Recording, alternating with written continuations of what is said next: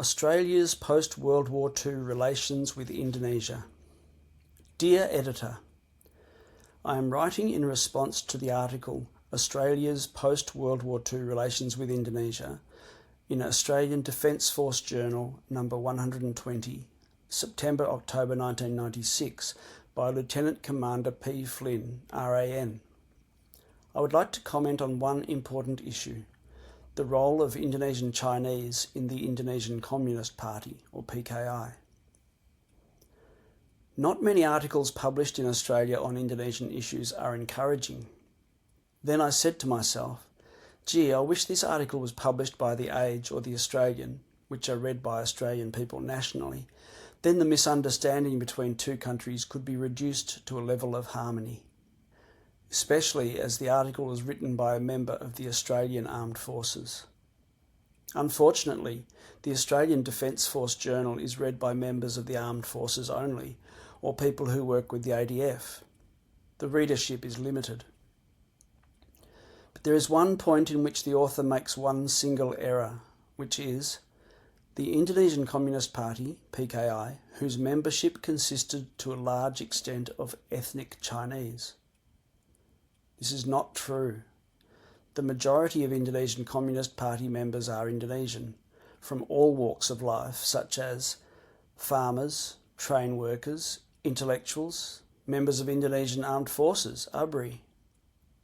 Most support comes from farmers and train workers, and there are only a few or none ethnic Chinese who were farmers or train workers.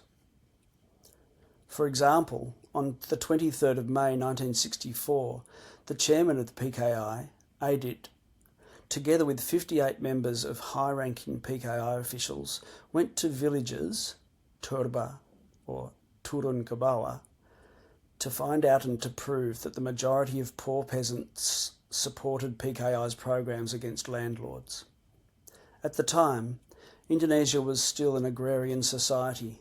Therefore, there were ethnic Chinese who became members of PKI, but they were a minority.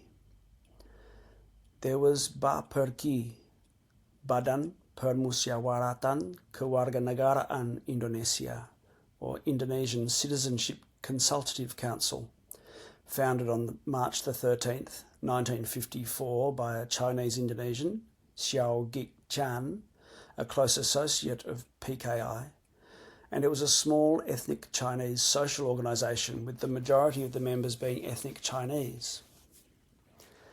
Lee William, in The Future of the Overseas in Southeast Asia, stated that BPRKI, until banned in 1965, was the most important organisation of ethnic Chinese community.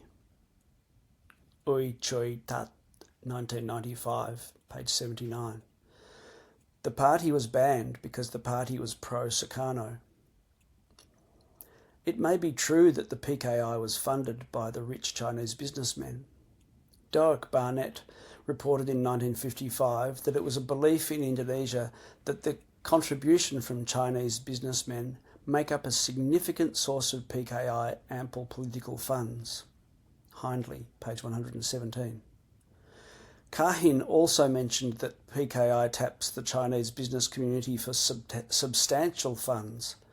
Some Chinese pay willingly, but undoubtedly they usually do so because of persuasion or pressure from the Chinese embassy or pressure from the communist-controlled labour unions and the threat of retaliatory action in case of non-compliance.